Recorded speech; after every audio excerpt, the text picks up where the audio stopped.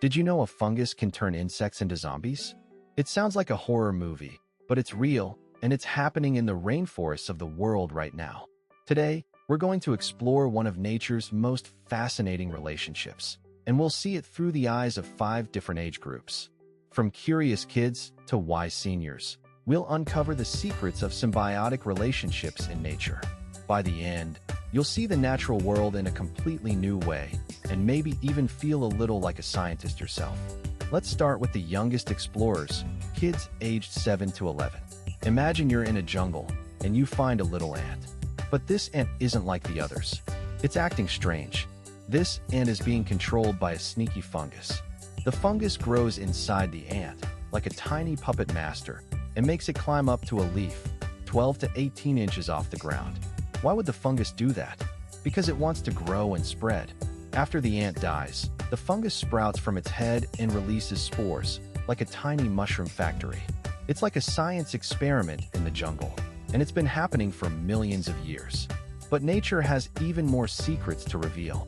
Now, for ages 12 to 15, let's get a little more scientific. The fungus is called Ophiocordyceps unilateralis, and it's a master of manipulation. It infects about 1 in 100,000 ants in the Amazon. That might not sound like a lot, but in a forest with billions of ants, it's a big deal.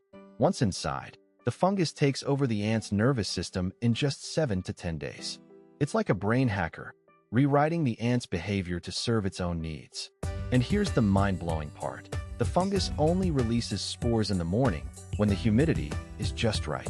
It's programmed to maximize its chances of spreading. Now let's look at the science driving all of this, and how it's changing our understanding of nature. For ages 16 to 18, let's dive into the biology.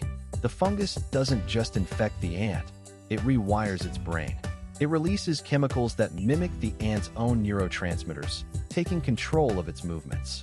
Scientists have found that the fungus produces a compound called cordycepin, which affects the ant's muscle control. It's like a natural drug that turns the ant into a zombie. This kind of mind control is the result of millions of years of evolution. The fungus has adapted to use the ant's body as a host, and the ant, in turn, is forced to help the fungus spread. Studies have shown that the fungus can even sense the time of day and the humidity level. It's not just a parasite, it's a master strategist. But knowing the science is just the beginning. It's time to look at what this means for the world around us. For adults, symbiotic relationships like this one have real-world applications. Researchers are studying cordycepin to see if it can be used in medicine. It has anti-inflammatory and antiviral properties. In agriculture, understanding how fungi control insects could lead to new, natural pest control methods, without the need for harmful chemicals.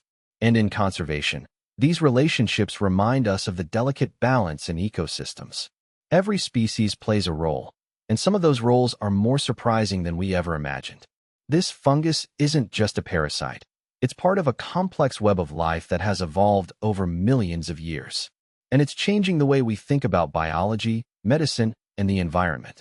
Now let's look at the perspective that ties it all together, and how this story has unfolded through the eyes of scientists and explorers.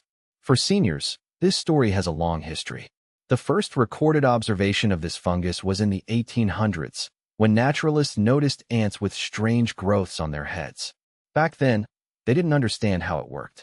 But over time, scientists have uncovered the truth, and it's a story of adaptation, evolution, and survival. Today, we're seeing more and more examples of symbiotic relationships in nature. From fungi to insects, from plants to animals, life is all about cooperation and sometimes control. And as we learn more, we're beginning to see the bigger picture, that every species, no matter how small, plays a role in the grand story of life on Earth. This is more than just a story about a fungus and an ant. It's a story about the power of nature and the endless wonder it holds for those who are willing to look closely. So, which level gave you a new way to see symbiotic relationships in nature? Was it the wonder of a child, the curiosity of a teen, the science of a student, the insight of an adult, or the wisdom of a senior? No matter your age, the natural world has something to teach us, and sometimes, it's the strangest things that teach us the most.